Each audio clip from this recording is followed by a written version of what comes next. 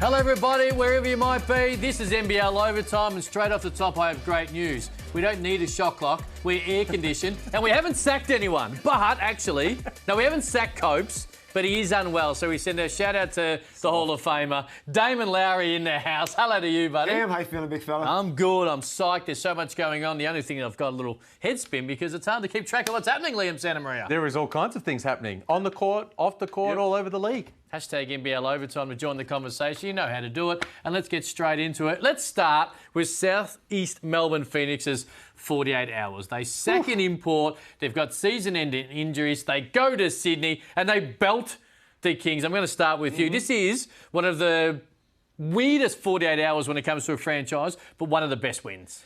Huge win. Yeah, throw a new import in there as well, which we'll touch get to on that in just a minute. Massive win. Really impressive victory.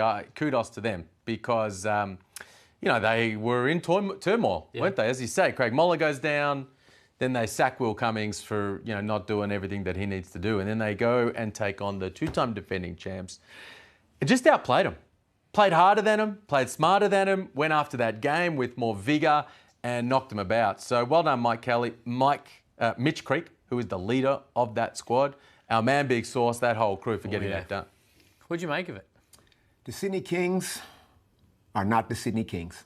This particular season, what's that saying, that song, what you did in the past don't impress me? Don't nobody care. Liam, nobody cares. Yeah, you went back-to-back, but you don't have Justin Simon.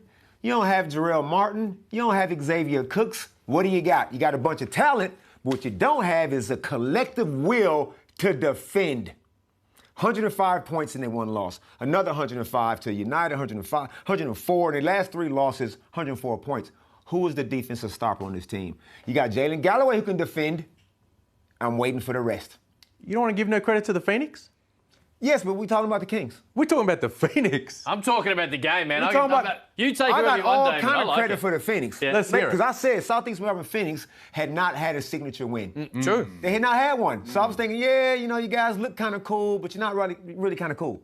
They went there and did what they had to do. Short-handed. I love it when the band of brothers get together. When you just run straight towards adversity and go, this is all we need. All we got is all we need. And they showed up big time. Saul showed up huge. And throughout the team, Mitch Creek, Reese Vague. It was a great team effort. I think this started before the pre-game. I thought Mike Kelly spoke incredibly well. He was asked the questions about Will Cummings. He had this to say, and I think it's one of the best answers you can probably give as a head coach. It's funny. It was difficult because I really like Will, and he's a really good basketball player. But he basically made the call. Whether he knew it or not, when he didn't buy in and do the things that we say we're going to do as a group, he was saying, I don't want to do this, and I don't want to be a part of this.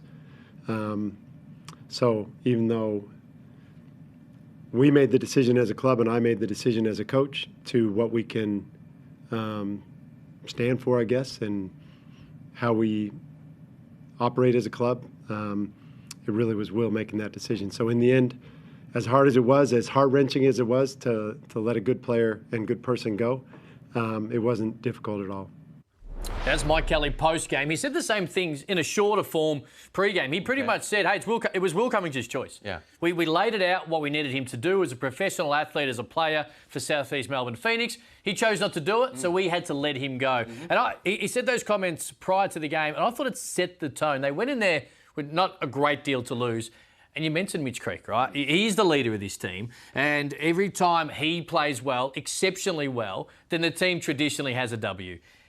One of the biggest and best performances of the year. You go to Sydney, you're an import down, you've got no Tarangi, you've got no Mola, you play a team that is coming off a win on the Thursday night, rolls into Sydney, and if you lose, you roll in and lay an egg, then it can snowball quickly, even bringing the new import in. Mitch Creek, Big Sauce, who we'll get to shortly, led from the front. The narrative was changed 4 or 5 minutes into that game. You had that sense that they were there to play.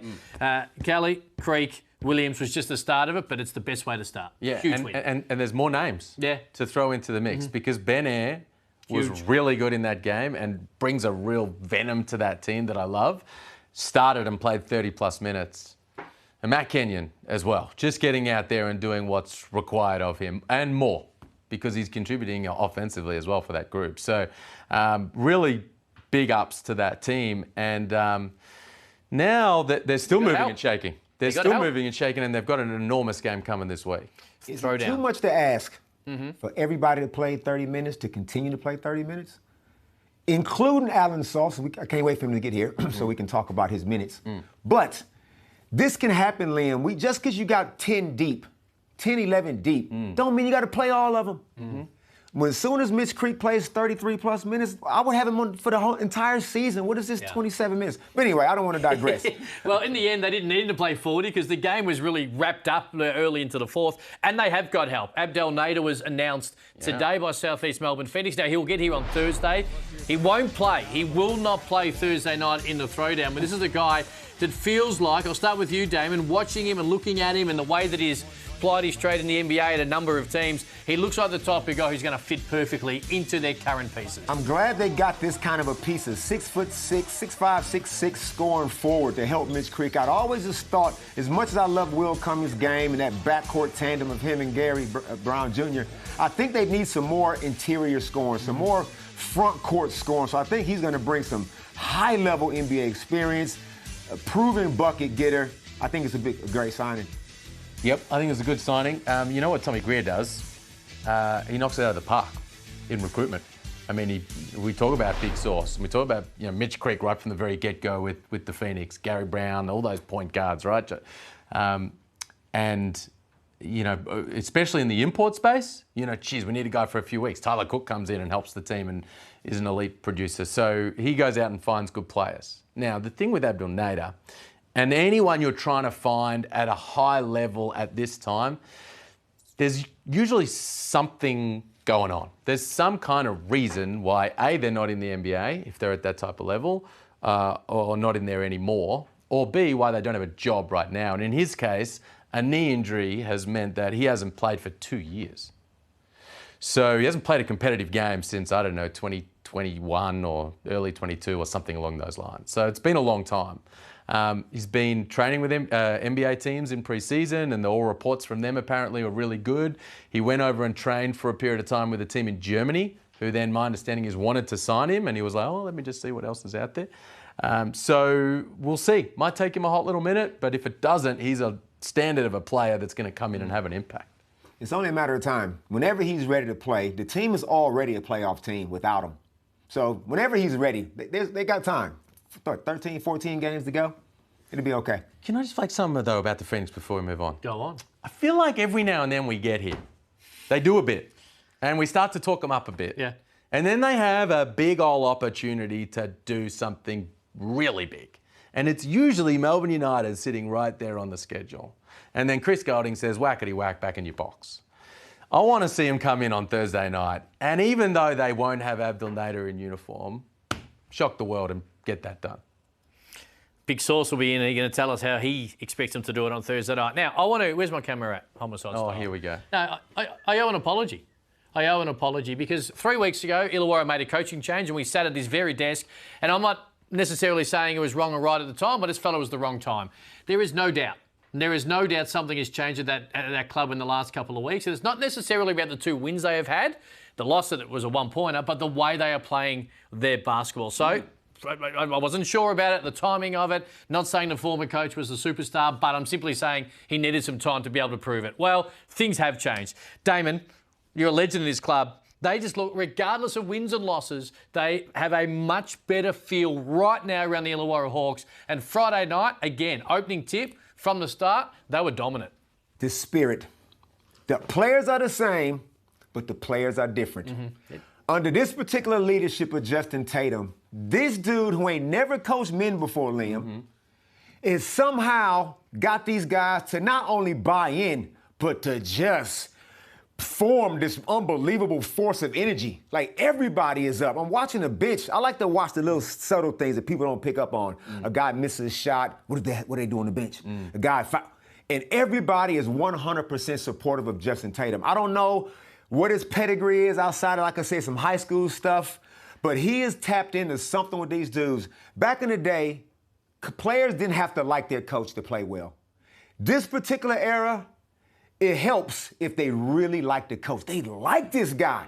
Justin Tatum has done enough for this team. I said earlier on the podcast today, NBL Now, I think he's a Tyler whisperer. Have you ever seen Tyler Harvey play so composed, so poised down the stretch? None of those wild, erratic kind of Harvey shots that would just kill your momentum. From 1 to 12, 13, however many, they've all bought in. Yeah. I have seen him play like that. I'm old enough to remember his first season in the league in the 2020-21 season where he was all league. And, he had a lot of games like he had on the week. A lot of high-scoring games, but he had a 9-assist game, a whole bunch of 7-assist games. It's great to see him doing that again. But you bang on. I mean, Justin Tatum has turned this team around. And it all comes from their spirit and their energy and the way they're approaching. Now he's tinkered with the lineup. And he's playing some guys that weren't playing, and he's not playing some guys that were. But he's also done some pretty cool things. I like the fact that he used Bawali Bales on Parker Jackson-Cartwright. He was the right matchup for that. I like the fact he used Dave O'Hickey on Bryce Cotton. And so in different games, different things, they've been mixing up a bit of zone, but it's not a sit back and watch you score zone like Sydney played against Southeast Melbourne. It's an active zone where everybody's got their hands up and he's barking instructions on the sidelines. And they're sharing the ball at the offensive end. And guys are playing with some purpose. Sam Froling all of a sudden says, yeah, I am a premier big man in this league and I'm going to go out there and do my thing. I think no doubt it helped. He's been at the club, right? So he's been at the club working in a different sense since, I think, July. So he's been able to build these relationships with these different players in different ways. And while there's a freshness about it, there's a sameness about it. The players clearly trust him and have been able to play kudos to them. As I said this a million times. Did you say sorry? Did you actually say the word sorry? I'm not going to say sorry. I'm not going to go too far. You could say sorry. I'm simply saying I'm impressed at how you're playing the type of basketball. And not just offensively. Yeah. Take us through the defence on Bryce Cotton. 7 points, which is a rarity. In fact, we've barely seen that since this man stepped onto our shores. The way they defended him, Liam, please tell me how they did it. Well, firstly, they made sure that they had some size and some length on him. But look, the guy that comes out to help out stays attached. Yeah. So see Gary Clark, get it out of his hands. Make someone else shoot it. Alexander Sarr's a good shooter, but him shooting from three is much preferable than Bryce Cotton. So as he comes off the ball screen, Sam Froling stays attached until the ball's out of his hands. We'll rotate and scramble from there.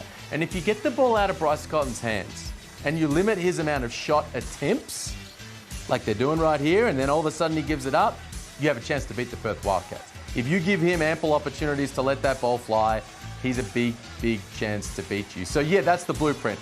It's not easy to do. It's not easy to do, but get it out of his hands. 100%, 1,000%.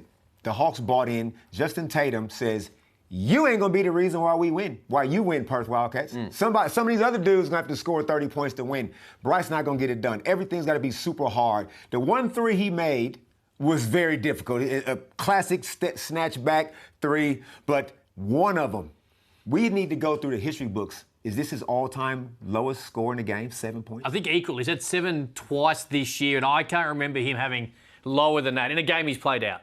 So I would have to go to the record books, but 7 is an equal low for this season. He's done it twice. Worst loss, okay? So Perth roll into Illawarra, great winning streak. Illawarra belt them from the opening tip. Sydney at home, Phoenix, really, of course, without players, without an import, all the rest of it, struggling, limping, lean in, belted from the opening tip. Which loss was worse? The Sydney loss was worse. On your home deck, for sure. Against an undermanned team that's had a tough week, just sacked an import. When you've already lost 2 of your last 3. So now you're in front of your home fans and you need to come in and get that done. That was a bad loss. And especially because I didn't think Perth lost on the back of poor energy, poor effort. They just got outplayed and outshot by the Hawks. Whereas I just feel like the Kings, and Mahmood spoke about it post-game, they didn't compete. And if you don't compete and you lose on your home deck as a result, that's a bad loss. Before I let you loose, Andrew Bogut, of course, one of the owners of the Sydney Kings, on his podcast Rogues Bogues, had this to say. We're not in any position whatsoever or conversation we're thinking about, is this the right coach? Absolutely not. So, of course, the occasional rumblings on social media, which is traditionally to be ignored. It's not cutting time. I would probably change some rotations. No, not. Oh, it's not cutting time. No, It's nut cutting time. Okay, there we go. Gee, you know what? It's nut cutting time. Yeah. What?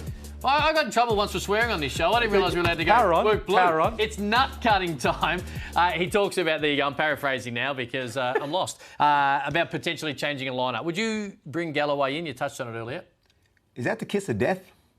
How many times are we going to hear owners, GMs come out and say the coach doesn't have nothing to worry about? If I'm in a mood, I might just be looking over my shoulder. But in saying that, Jalen Galloway isn't the answer. Just because you change one guy, and put him in the lineup, that's not the answer. The answer is collective. Like I said, they are missing some key dominant pieces, and it's an attitude. I could have swore last season they was referring to themselves as dogs, and they had this chip on their shoulder and led by Xavier Cooks. Now, this particular group, you got DJ Hogue, big fan of DJ Hogue, but he's very laid back, very casual. You got Jonah Bolden, great player, kind of cruisy. You know what I mean? Jordan Hunter now steps into the starting lineup, plays hard, but collectively is what I'm talking about. And Jalen Galloway is going to get his minutes. They all playing 20 minutes anyway. It's just a matter of will they sit down and commit as a group like the Illawarra Hawks have committed over the last 3 rounds. And this 2-3 zone they're playing, Liam. No good. It's the worst I've ever seen. So that zone is shocking. So I'm saying if you want to, that's a cry for help. Yeah. So they got to turn it around. Yeah, I would start Jalen Galloway. For who? They'll look at both Tui and DJ Hogue. Tui's been a bit quiet these last couple of games. No surprise. I'd bring him in for DJ Hogue. I'm sorry. He hasn't been at the level. Hashtag NBL Overtime to get involved. You did raise this early in the season. Well, in fact, before the season had even started. We are fired up. We are jam-packed with so much news to get into. Olga Nulic on the other side of this. NBL Overtime. Use the hashtag and get involved. Not. Got it. See you in a minute.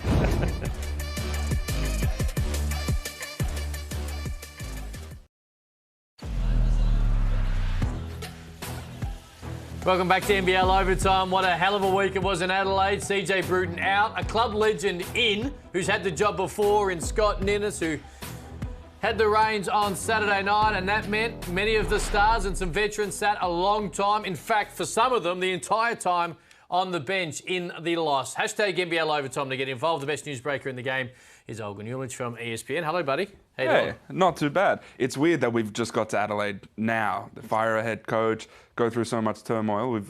What is the second segment? You've gone through 3 topics already. We're just here now. This is why the league is what it is. This is why you do an incredible job with it, because there's always something going on. And we'll stay in Adelaide for the time being because one of their stars is a little lighter in the pocket as well. Before I let you loose, let's just check the comments that DJ Vasiljevic made a couple of weeks ago in New Zealand. He was right, though, Liam. Right, that off the top. I'm probably going to get fined for this. And he was darn right. Yeah. He talks about the inconsistency with the referees. He wants to make sure, that the NBL were watching, which they most certainly was. Right. He talks about inconsistency, and sometimes that can turn the momentum of the game. NBL, I hope you're watching. Again, they were.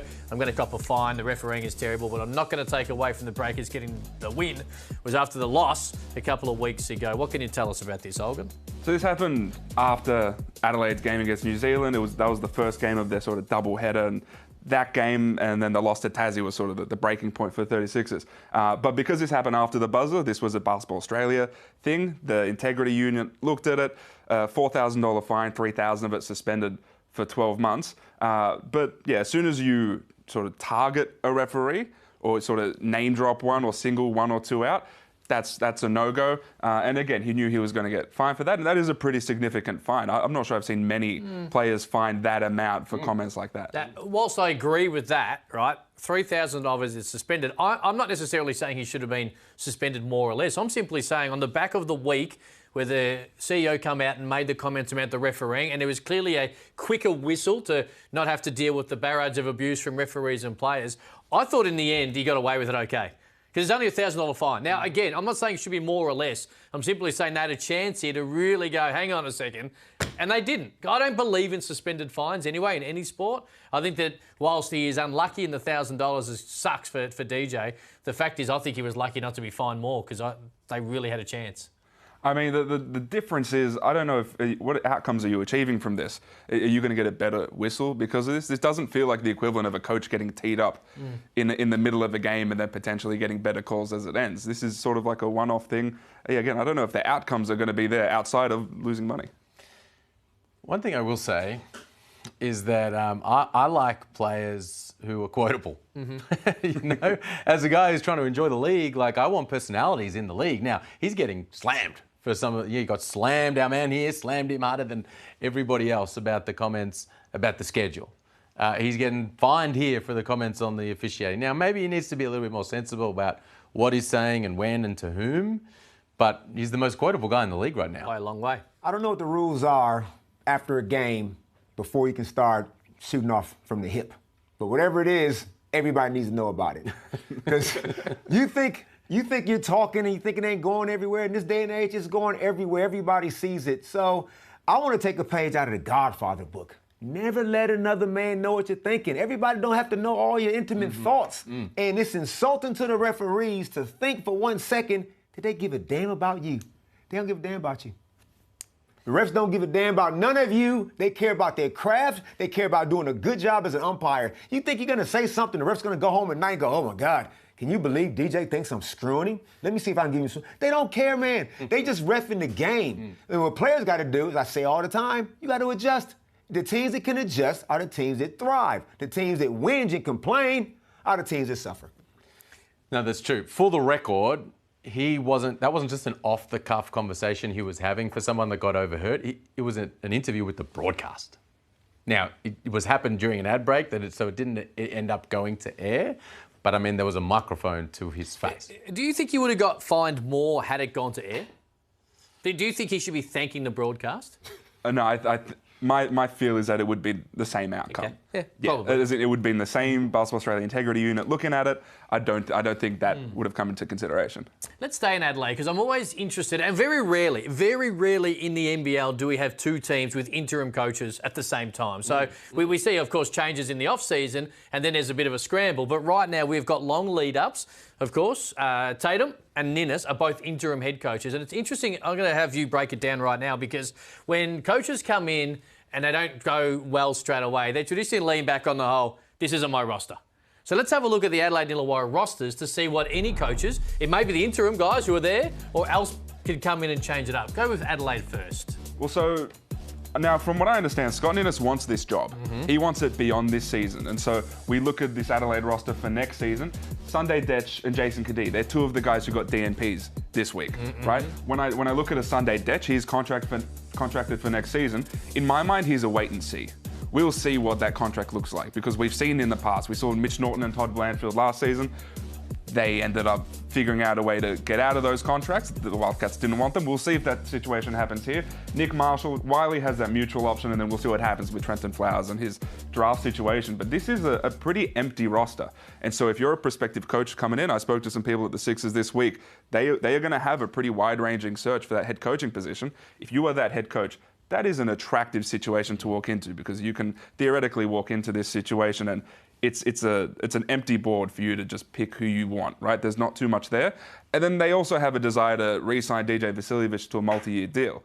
Now, if they get that done, then you have your sort of marquee-ish level guy with those sorts of players as well. You know, there's something to work with. You can sort of pick and choose other pieces and you can basically create a roster with your identity as opposed to walking into something that's already built.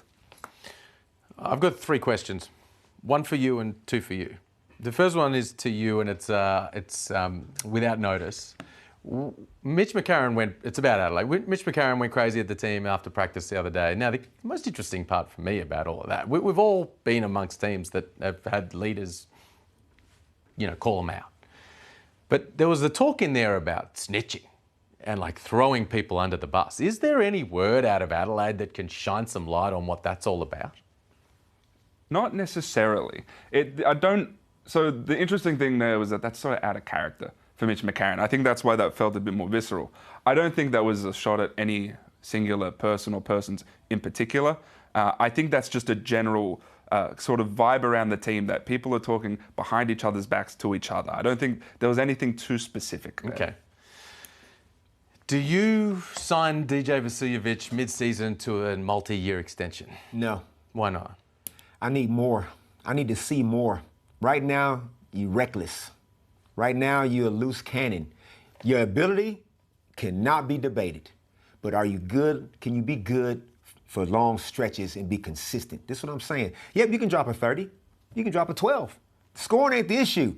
I'm looking at putting a roster together where everybody can literally buy in and form something that's a fist.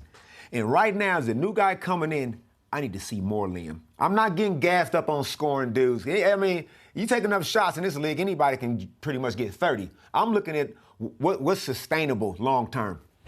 Can I say this real quick?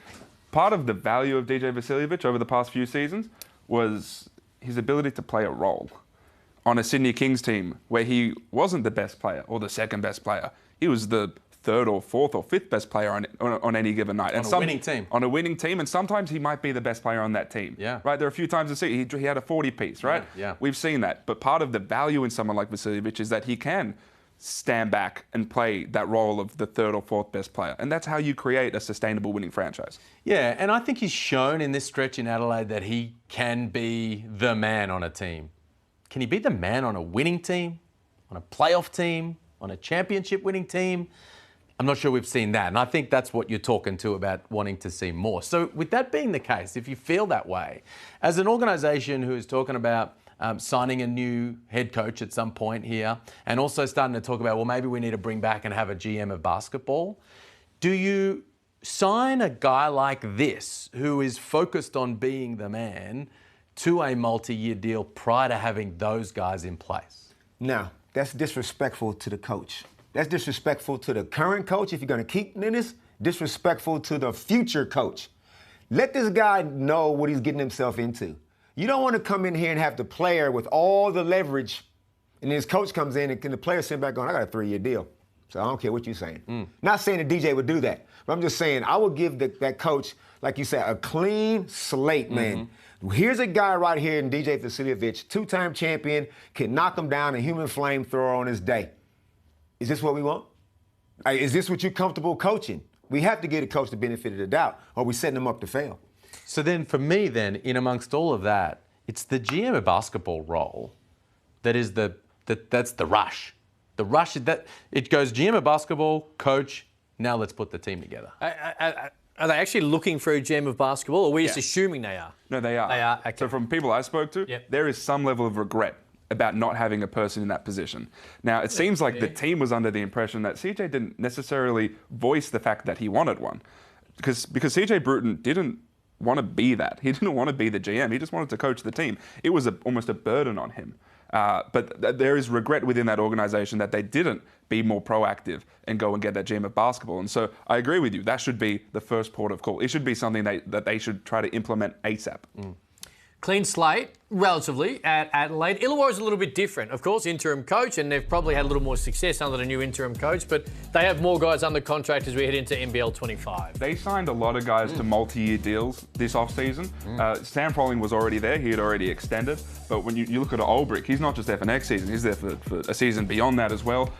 Daniel Greeter was extended. Mason Peatling signed that 2-year deal. Todd Blanchfield, Hyunjung Lee's a 3-year deal. And so they have sort of the crux of at least the role players of that team locked in. And so whomever the coach is for next season, and I'm told Justin Tatum wants that job, I'm told that there's sort of confidence within the organization that he could be that guy. And the start to this sort of stretch, they're 2-1, they could be 3-0 if a Gary Clark shot falls. They like what he brings. And so it wouldn't surprise me if they have a lot of that roster coming back. You have a coach here who's developing some sort of familiarity with them. It wouldn't surprise me if they sort of continue this, maybe bolster or try to revamp some of the high-end guys and see what they can do. It's a really interesting time because they are so much better than they previously were, right? But is it it can sometimes be fraught with danger as well, because if you dive in too early that Tatum's your guy and it's more of a sugar hit, and then you got to try and work your way through the off-season. Like, again, every single sign absolutely points to him being really good at what he is doing, and the players are absolutely understanding that. But it is only 3 games, right? So you don't want to go early, sign him to a 3-year deal, and then things fall apart later in the year. I agree to an extent. There is like a honeymoon period that we're sort of in right now.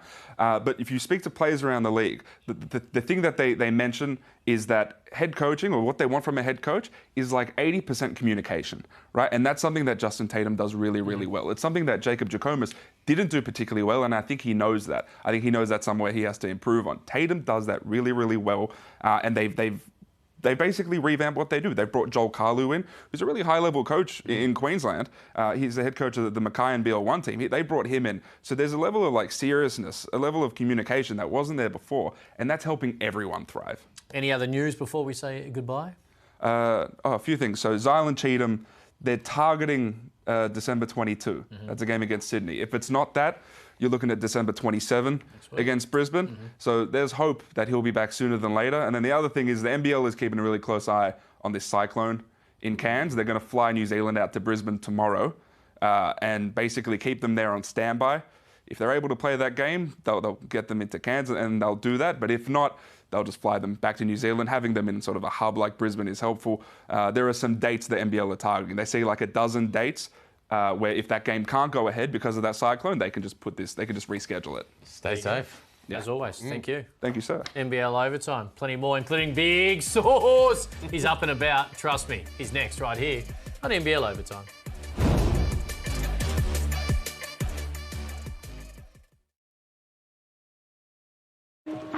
A huge Sunday in Sydney it was for Southeast Melbourne Phoenix. We've spoken so much about it on the road, import down.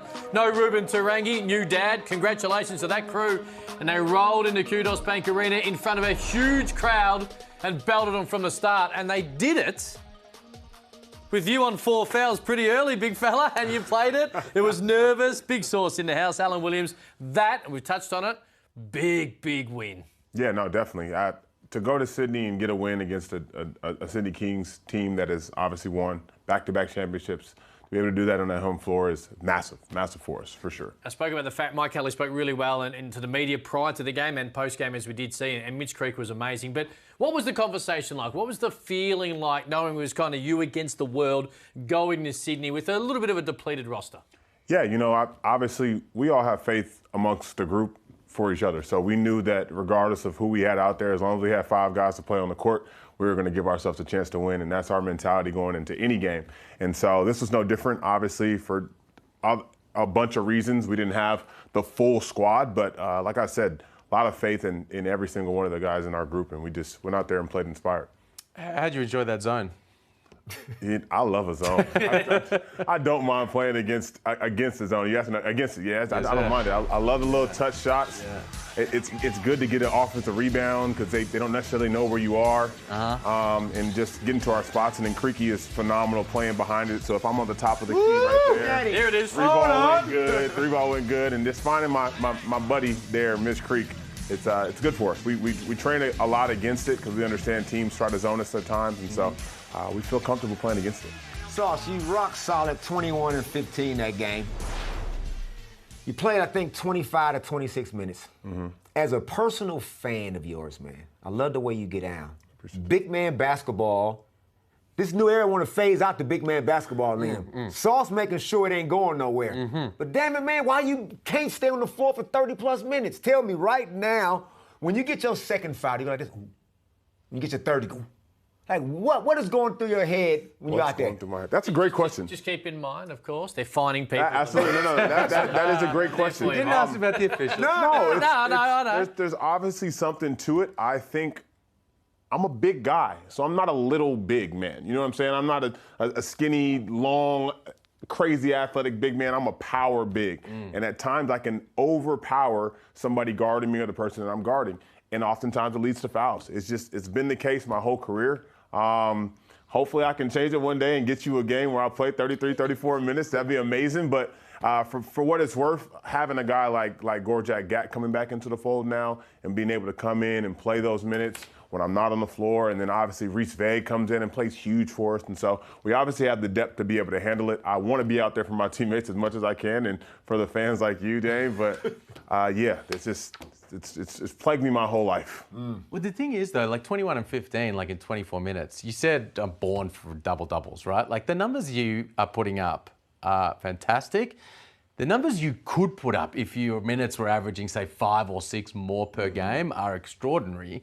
And it does feel like maybe every game there's the fouls that you're always going to get, and then there's one that you probably regret. Yeah, like the one, it was a side-out play. Jordy Hunter catches the ball, and I kind of reach because I see the ball, and I know I have long arms and quick hands, and I reach out. I think I pretty much hit all ball, but there may have been a little bit of arm contact on there, and I get whistled for it. And that third foul then leads to the fourth foul because I have the third. You know what I mean? Yeah. And so those kind of things I try to play around with. My dad watches every show and watches every game, so he's always on me about the reaching fouls and not wasting fouls and using the fouls for good rather than evil. So, but It's a frustrating thing for me, especially because I want to be out there more, but it's part of it, and hopefully I can adjust. What do you enjoy more, the fire pit at home when the joint's going nuts, or absolute silence on the road like it was on Sunday in those last couple of minutes? Because you took the voice away the Kings fans really fast, and as loud as a home crowd can be, as quiet on the road when you've got them on the ropes is almost as glorious. Yeah, we love our fire pit, man. We love those fans.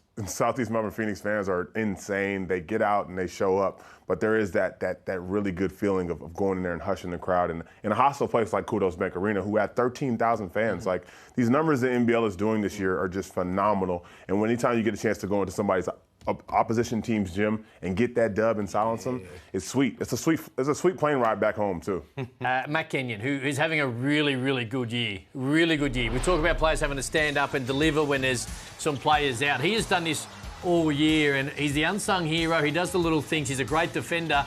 And the good news is, or the good thing for us, fan sources, come Thursday night, I assume he's going to wander over to CG 43. We're going to see these two go at it.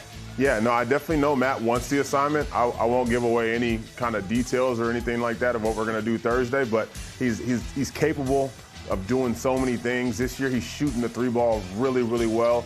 He opens up the floor for myself and for Mitch Creek with his cutting and his phenomenal timing that he has, and a really good guy, a really good team piece that we have here, and it's going to help us to get places we want to go. When you talk about the throwdown and that matchup, just quietly, this is a little bit of what he's going to have to deal with in terms of CG43, because what he did over the weekend was amazing. Did you get a look at it at some point? Absolutely. He's CG. He makes a lot of threes, a lot of tough threes. And it's at times where it's like you think that you're getting back into the game, where you think you got him figured out, and then whop, cash a three in your face or get an and one. And he's one of the best players that we have in this league. There's no doubt about it. And he's having a phenomenal season for Melbourne United. He loves the stage. That's why he's the gladiator for mine. He's Russell Crowe. You guys, Matt Kenyon I think he came to you guys with a little bit of a chip. I don't know what happened in Tasmania Jack Jumpers. Don't know how that unfolded.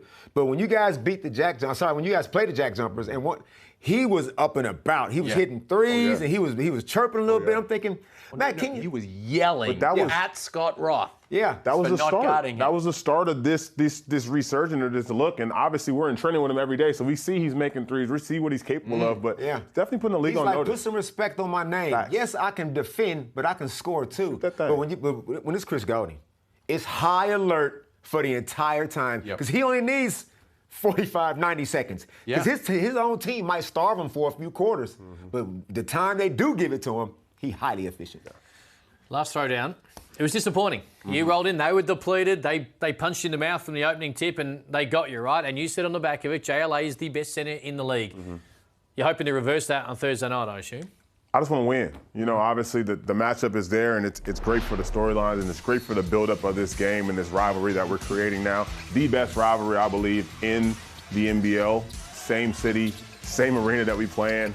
But yeah, the job is going to be a tough job for us to go in there and get this dub. But we'll have our home support with us, and I'm just looking forward to trying to get that win. But for the fans, Source, who are coming to watch, see if Matt Kenyon and you guys can slow down Chris Golding. And they're coming to watch the two premier big men in the league go head-to-head. What do they need to look for? Like those elbow catches, and he was putting on the deck, that was a problem last time. What do they need to look? What should they be watching for in that matchup that you're trying to get done? Yeah, I want to be able to get the ball in more advantageous positions for myself. So whether that's the mid-post or whether that's on the block especially and trying to get deeper post position rather than catching it out on the wing and trying to make a play over that length. It's very difficult to do, especially with JLA's timing, the way he's able to block shots. He's very good at that. And so I think we're going to get better looks if I'm catching the ball closer, Creaky's catching the ball closer, and we're doing some more dynamic ball screens, getting him a little bit out of position and trying to open the floor up and space it out for everybody else. I want to see Godzilla versus King Kong. I want to see the Terminator versus the Alien. I want the battle. I would politely go up to the referees and say, excuse me, sorry to bother you.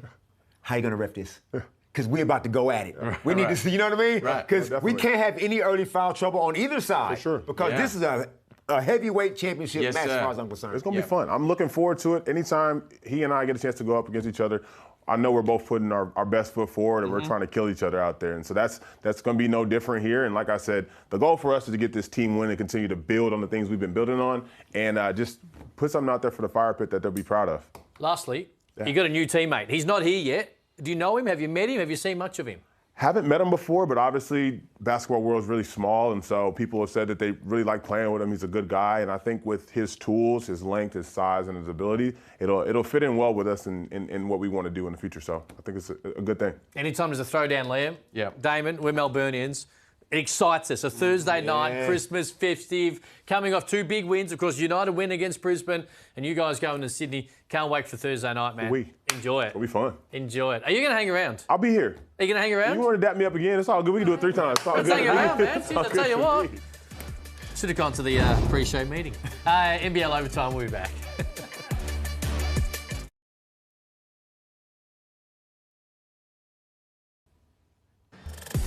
Welcome back to NBL Overtime, and this last Thursday night between 2 teams going back and forth. No aircon, which you do need in far north Queensland. There's the CEO. Well, he's a little stressed. Then we're having a little chat between the coach and the staff from Cairns. Then everyone's clapping their hands. Where's the shot clock? Where's the aircon? No one's warming up. The spectators had no bloody idea what was going on. Fallen asleep. They woke up in the second half, though. It was a 51-minute delay.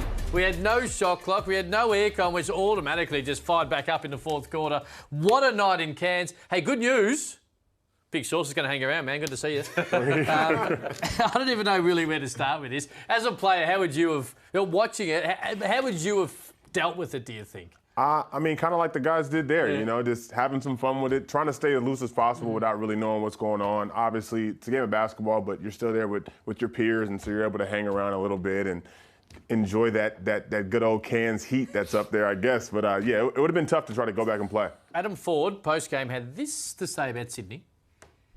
And again, credit to Sydney. You know, there was a lot of discussions at halftime, and this is where I got to give credit to Sydney. Was I know if I was in their position where I'm up 11 or 10 or whatever it was at halftime, and you know, I'll be arguing the case a little bit more, which they know they wanted to play in the sense of sportsmanship and gamesmanship, and that's what the NBL wanted to do, and we wanted to play because we were down. So if the game gets called, they win. So.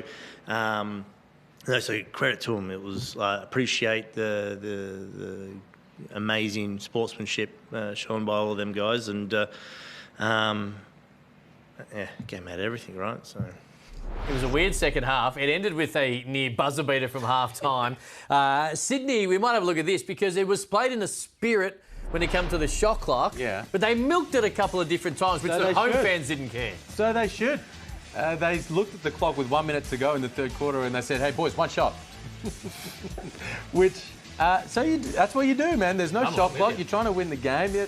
I thought for the most part, you want to talk about the spirit of the game. The fact that they're out there. They've gone back out there. They're playing. The game's on the line. Their 11-point lead is being put on the line despite the fact that the rules aren't being followed as they normally are. That's the spirit of the game. Then you go, well, what are the rules we're playing with? I'm going to utilise them to my advantage to get the win. 100%. I didn't like the way it looked like it was a carnival atmosphere during that break. Opposition players sitting there chilling, talking to each other. I was like, oh man, now you got to come out and play again? For that reason, I would have called the game. You guys don't look like you want to play. Everybody just milling around, you know what I mean? Go to the locker room. I don't know. It just looked weird to me. Were they going to have a dance-off or something like they do in baseball? I don't know what they do. Damon, the NBL, you don't get many times to associate and socialise. So you're the CEO, you look around and you go, stuff you guys. They're not taking this seriously. To me, it's a similar thing to playing the game all the way out until the buzzer ends. Yeah. That's a part of the rules. There's something built in there. There's an advantage to playing that all the way through. Sydney had the advantage there with being ahead in the game, and there was no shot clock. Use it to your advantage. That's the rules. If that ever happens again, though, and God forbid it ever does, let's pray and let's all do all the reviews necessary to make sure we've always got a shot clock. But if we don't, let's not do what we did. Let's not play without a shot clock. Yeah, Every team has a guy at training or a coach who's who does the shot clock, right? Yes. Get that guy. He knows how to do it. Get him to call it out. Count down 5, 4, 3, 2. Press a buzzer. do whatever you got to do to make sure we're playing with a shock. Or like junior basketball, just have a ref with a stopwatch there and say, hey, 10 seconds left, guys. You know what I'm saying? Something along those lines. Cairns, the good thing about Cairns is that they picked themselves up. They had to go to Adelaide, and the emotion swirling around that. They rolled into Adelaide, and they were great. They were really good. And, of course, Taj McCall, who's had a really good year, to be fair. His three-point game's improved, and it's made his game a lot easier to be able to get to the ring. 19 points, 15 assists. We'll get to Bobby Clipman in a moment. But they came straight out, all the emotion swirling. Not easy to play in this type of situation. Off a intriguing drama-filled loss on a Thursday night. It's a sign of a team that are able to just back it up, not dissimilar to a week earlier, and handle business in weird areas. Yeah, absolutely. You know, leaving a game like that where you felt that the circumstances were a little different and you weren't able to get the win on your home court, could have easily been like, you know what, it's whatever. We're just going to go up there, play a team with a new head coach, and we all know how much energy that interjects into a group. And go out there and get the win. It was phenomenal to see Taj play that well, and then Bobby Clipman in the first half. Oh my goodness, I was tweeting about it the whole time I was watching it. How good and how NBA ready that guy looks. I actually thought Liam had your phone. He was tweeting from your Twitter account. I will say this: Adam Ford is the perfect coach for these type of situations. Like you just feel the locker room. Bobby Clipman's first half. Here we go, Liam. Yeah. Talk us through it because it was. I know we take the mickey, but this is an NBA guy who just stood up in a big game. Yeah, well, I mean, he caught fire, right? He's 6'10", can send it away, but can also catch and shoot and knock down threes and can operate off the bounce. I mean, this is a real versatile guy, and you can do it in transition, he can do it in the half court. He's got an NBA skill set. He's the modern prototype for a versatile wing, and he put it all on display in that game. Yep, first round pick for him. I can't see how it don't happen. Tajir McCall, when he went away for the birth of his child, he comes back. He's a different guy. It's perspective. He talked about it. It's not all about me. Life is more important than myself. He's playing with a way more poise than what he's done in the past. He was always kind of a little bit on the reckless side, could get you some highlights, but also could turn the ball over. He is highly efficient. He's backing his shot. Teams are daring him to shoot. They need to stop that because he's got too much space. But now you pair him up with his good friend, his backcourt bully, Patrick Miller, and there's a chemistry there which is rarely seen in the backcourt in Australia. Taj is your guy from Long Island. What do you see him with the shot? Because the shot looks better than I've ever seen it. Yeah, no, I was looking around and I saw a couple of interviews that they had brought in a shooting coach and they've gotten really close and he's getting shots up. And I just think, again, it's that bigger mentality. I think he's just playing at more peace at his own pace with way less worry. Like, okay, they're going to back up off me. I'm a professional athlete. I'm a professional basketball player. I put a lot of work into my craft. I'm going to shoot it and let it go. And regardless of what happens, I'm going to be okay with it. You know what I'm saying? And so having that confidence, I'm sure having Patrick Miller there definitely helps because he's probably like, bro, shoot that. You got it. You got it. That kind of stuff really goes a long way. And he's performing at a high level and leading that Cairns team. Most things in Tasmania with the Jack Jumpers go under the radar, and it's probably our fault to be fair because we are the #1 basketball show in the nation, but they are now up to second on the ladder. They are, again, feels like under the radar. Go to New Zealand, couple of imports out, Jordan Crawford just doing his thing, and he was exceptional last, was it Thursday or Friday night? Whatever night it was, they were great. He's an elite bucket getter, like gets it anywhere you're at. His quickness, his shooting ability, his eyes, the way he's able to read the floor, it's phenomenal to see him go out there and do his thing. Love seeing it. His skill set is lethal. The guy knows how to score. Him and Milton Doyle, when Milton Doyle went away, and shout out to him and his family, I knew that he was going to step up in this situation. I don't think he can be guarded one-on-one. He is the president of the Little Big Man Society, and the entire team gets around that little dude. He's a monster. And collectively, they are well and truly a championship contender. No doubt. My tip. You think they're actually going to be... I've tipped them. Now, you think that they're more likely to win the championship than Melbourne United? The team that they've already beaten, yes. They've already beat them. Melbourne beat them as well. I'm just saying. They've been beat.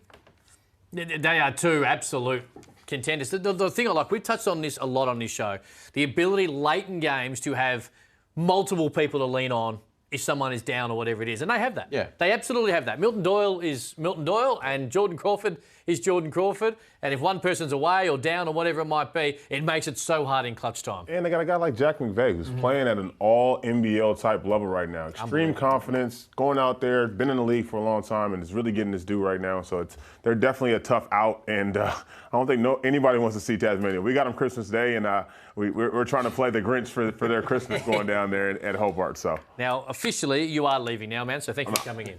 Appreciate it. Big sauce in the house. Quick break. Yes or no? You got Santa's helping, or what's it called? Watching? Yeah, that's what it's called. Yeah. It's next right here on NBL Overtime.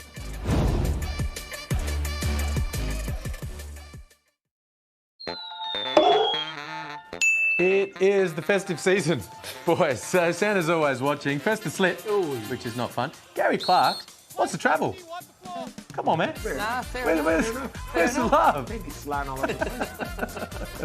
All right, what about we head back up to Cairns and find... Hey, Kenny Widge, come on, man. We've got to wait for the floor wipers to get off the floor. Whoa. What do you think about this, Damon? Whoa, I'm a Flash fan, but ooh. Is that McNaught? That's how McNaught rolled up to the game. Quick head count. Nope, Mango Madiang's not out there. He's in the front row, and now we're good. He's important because he's shooting the free throws just quietly. Speaking of free throws, would this put you off, Cam? Nah. Nothing? That's still airball. Didn't put Mitch Creek off. Bang. He is all good. I love creativity. And I think we're going to need a bigger board. Just quietly in Perth when Alex. And the final Santa's watching for today is our man. Bang. And the hat. Love it. The sun comes out for Man. 2 minutes in Melbourne and it, Damon brings the hat out. I like that. Is that it? That's all you got? Yeah, no, it's not. What do you No, mean? it is not. That's it. Swing it up. I understand why Liam didn't go with this. But it's such a small time, and the word is that word gets around. And the girl I want. Now, when he gets drafted, Trenton Flowers, this is going to be front and centre of social media accounts. Talking down, And I noticed he let's go. didn't want to put the next star out there. And, musical tune. Feeling No, it. man, I tell you what, as a singer, he makes a hell of a basketballer. Hey, that's my man P-Rock. Yeah. He's a modern Socrates and he's an all-round nice guy. So check him out. I'm calling for the duet. I'm calling for the Isaac Humphries, Trina Flowers duet. Has Keanu Pinder been disappointing? No. Is the next Adelaide coach already coaching in the league? Yes.